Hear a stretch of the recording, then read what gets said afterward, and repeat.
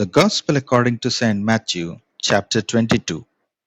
And Jesus answered and spake unto them again by parables, and said, The kingdom of heaven is like unto a certain king, which made a marriage for his son, and sent forth his servants to call them that were bidden to the wedding, and they would not come.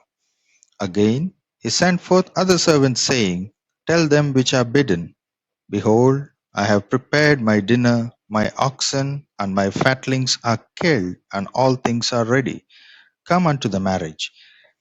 But they made light of it, and went their ways, one to his farm, another to his merchandise. And the remnant took his servants, and entreated them spitefully, and slew them. But when the king heard thereof, he was wroth, and he sent forth his armies, and destroyed those murderers, and burned up their city.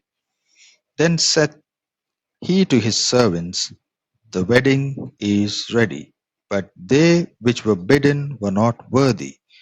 Go ye therefore into the highways, and as many as ye shall find, bid to the marriage. So the servants went out into the highways, and gathered together all as many as they found, both bad and good, and the wedding was furnished with guests. And when the king came in to see the guests, he saw there a man which had not on a wedding garment. And he saith unto him, Friend, how camest thou in hither not having a wedding garment? And he was speechless. Then said the king to the servants, Bind him hand and foot, and take him away, and cast him into outer darkness. There shall be weeping and gnashing of teeth. For many are called, but few are chosen. Then went the Pharisees, and took counsel how they might entangle him in his talk. And they sent out unto him their disciples with the Herodians, saying, Master, we know that thou art true, and teachest the way of God in truth. Neither carest thou for any man, for thou regardest not the person of men. Tell us therefore, what thinkest thou? Is it lawful to give tribute unto Caesar, or not? But Jesus perceived their wickedness, and said, Why tempt ye me, ye hypocrites? Shew me the tribute money. And they brought unto him a penny. And he said unto them, Who is this image and superscription? They say unto him, Caesar's. Then saith he unto them, Render therefore unto Caesar the things which are Caesar's, and unto God the things that are God's. When they had heard these words, they marveled, and left him, and went their way. The same day came to him the Sadducees, which say that there is no resurrection, and asked him, saying, Master, Moses said, If a man die having no children, his brother shall marry his wife, and raise up seed unto his brother.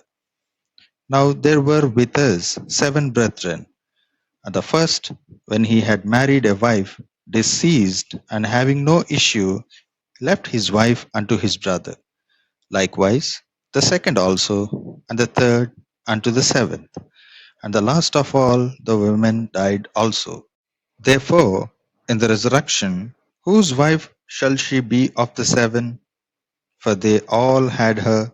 Jesus answered and said unto them, Ye do err, not knowing the Scriptures, nor the power of God.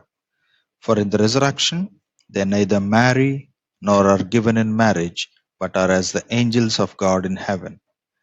But as touching the resurrection of the dead, have ye not read that which was spoken unto you by God, saying, I am the God of Abraham, and the God of Isaac, and the God of Jacob.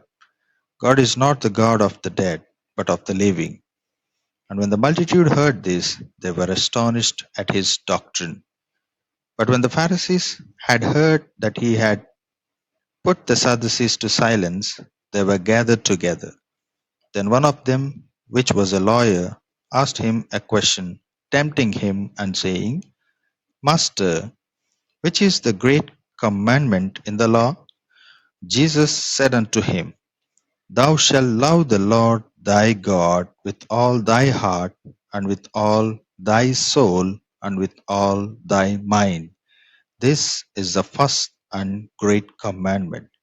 And the second is like unto it: Thou shalt love thy neighbor as thyself. On these two commandments hang all the law and the prophets. While the Pharisees were gathered together, Jesus asked them, saying, What think ye of Christ? Whose son is he? They say unto him, The son of David. He saith unto them, How then doth David in spirit call him Lord, saying, The Lord said unto my Lord, Sit thou on my right hand, till I make thine enemies thy footstool? If David then call him Lord, how is he his son? And no man was able to answer him a word, neither durst any man from that day forth ask him any more questions.